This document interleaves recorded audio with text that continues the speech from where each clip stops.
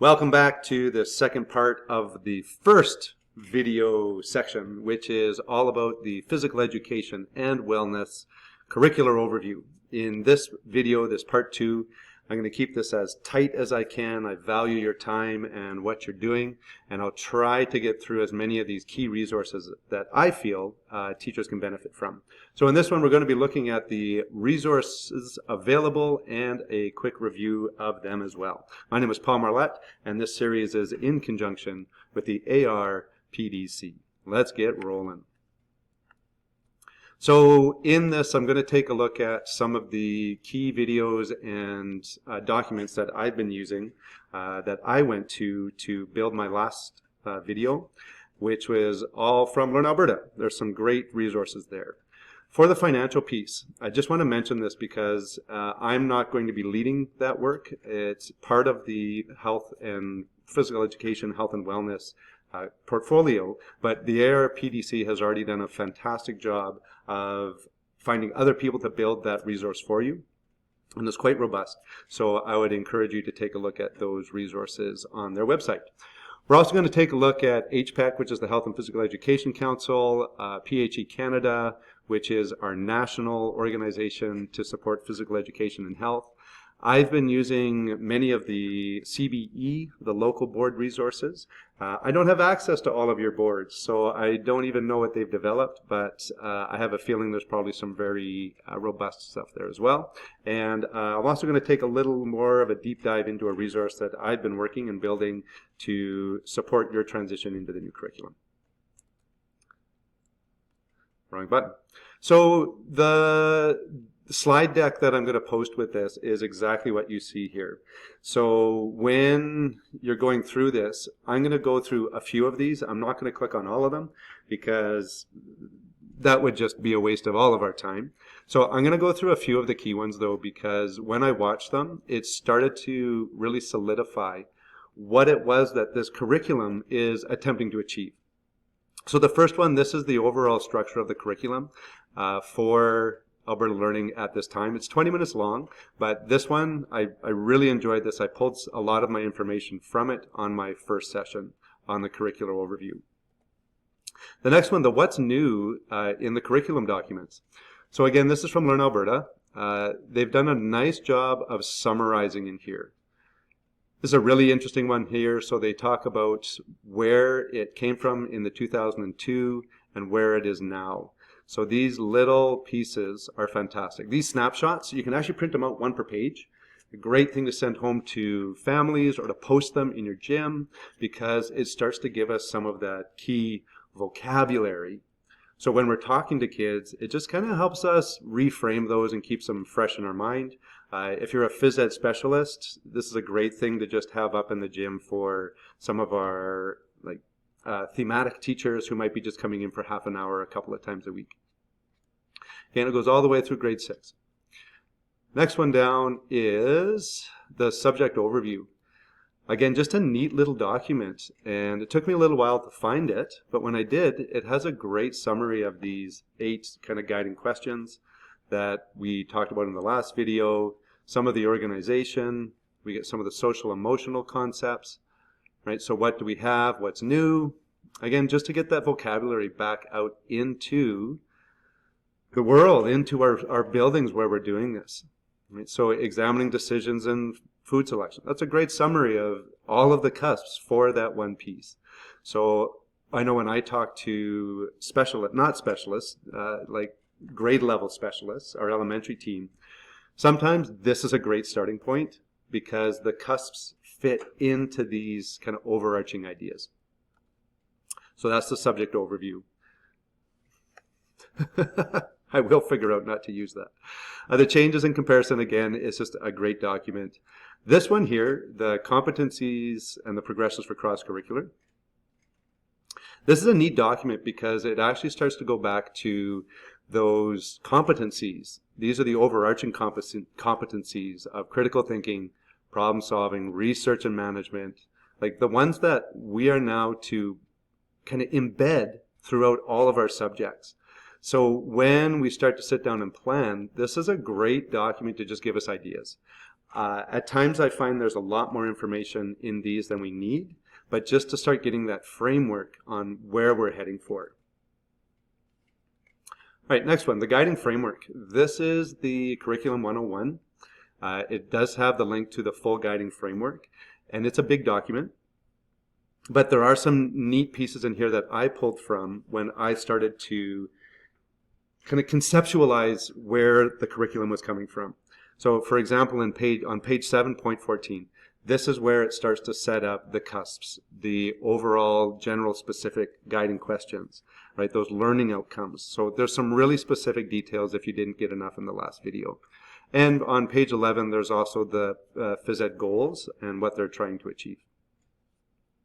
A few other resources that are going to come into play.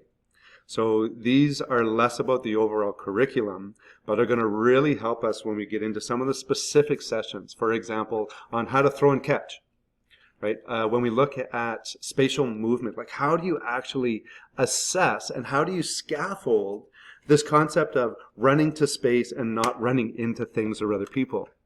Well, there's some great documents and some resources out there, and I wanted to put these in this video just because we're already into the year, we've already started. So if you're looking for some ideas, these links will start to, hopefully for the generalist, kind of broaden your perspective and allow you to start to look at phys ed the same way you'd look at a math skill, or the same way you'd look at teaching reading, because there's so many similarities to that.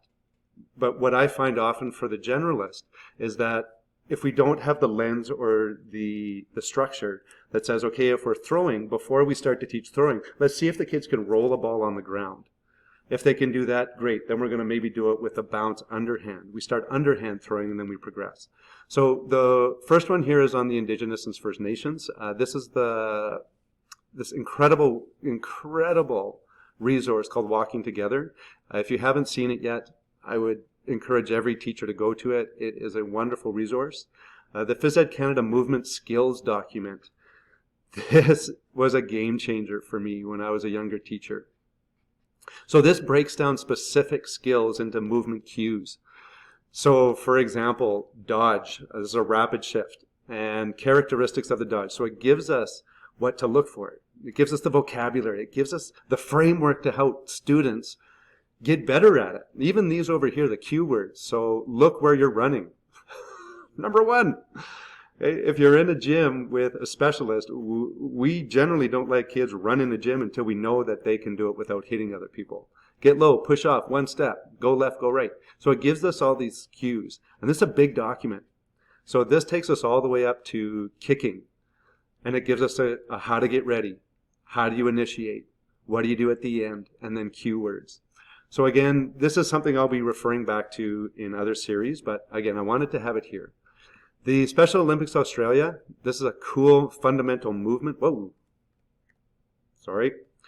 This is a cool fundamental movement document, immature and mature patterns. This is another thing that I've found that gives us a pretty cool idea of what mature running and immature running looks like. And this is like a series of cue cards, right? So like, what does a mature long jump? What is happening at the trunk? So this gives us the opportunity to just analyze fairly quickly a few skills. Stages of motor development. This is a cool source that I found from a coaching website that I've been using. And again, Australia has some incredible resources in this in terms of movement milestones. So if you're working with really young kids, this is from the Integrated Therapy Services. But what it does is you have to kind of work your way through to get to the resources. They're just up top here. It's like occupational therapy. This is where we get it.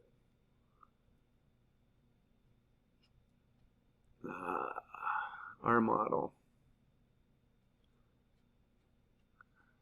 Click, click, click. Cut, cut, cut. Get out of this. Learn. Milestones.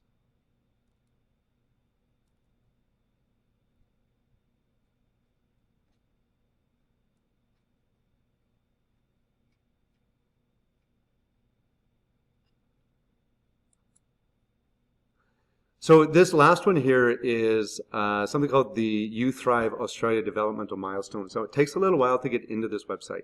So I want to walk you through it because in here it's a neat resource. But what I find is that if you go into the learning and go to milestones, so what we're actually looking for here is what are the developmental milestones? And if you take a look at the top, I get babies, toddlers, and school age. So let's just say we're teaching 8-year-olds in elementary. So when you click on these milestones, it's going to give us gross motor and fine motor milestones. And this is all like age specific, but that doesn't mean that this is what we're going to hold our students to all the time. But it gives us an idea, right? And remember that every phys ed class is like a reading class. You're going to have a huge range of kids. So even though in the curriculum it's going to say something like teach throwing, right? But you may have kids in grade 1 or even kindergarten who have an amazing throw. So sometimes these milestones are like our reading benchmarks. It just gives us an opportunity to take a look at where we're heading. Now, the next thing that I'm going to jump into here is some PDF docs that I've been working with and have put quite a bit of time into trying to give some structure to the curriculum that was released. So when we're talking about specific pieces, we have a language. So I have these in a couple of different formats, and these will also, all of these will be linked below this video, and I'm giving them to you in PDF form to start, but I also have this in a Google spreadsheet, and I'm setting it up so you'll be able to copy my entire spreadsheet and change it and modify it as you would like. So what I've been doing is that it started with a huge scope and sequence. So I broke down the entire curriculum into its components, those guiding questions. And then what I've been working on recently is stuff like this. So let's go to the grade 1 summary. So I print these out on 11 by 17 paper, and they come out really well. This one's just kind of fuzzy on me right now. But what it does is it's going to give you the opportunity to take a look at all of your active living cusps, all of them, each one, and each component. So, for example, the red is our character, the orange is the safety, the H is healthy eating. So even though I'm going to be focusing in on the phys ed and some of the character and the safety components, you'll be able to see the snapshot on one page. When we continue to work through these, I've also broken it down into like the active living summary. So our active living summary is going to give us every grade, all of the active living components in the CUSP format. So again, if you're a specialist and you're trying to look at how to build a scope and sequence, this is going to give you the opportunity to take a look fairly quickly without having to look through all those pages in a way to help you plan. Okay, so these are being built out because of moving pieces around.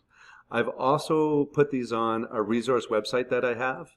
So all of these summaries are also on my website if you're having trouble downloading them from this site.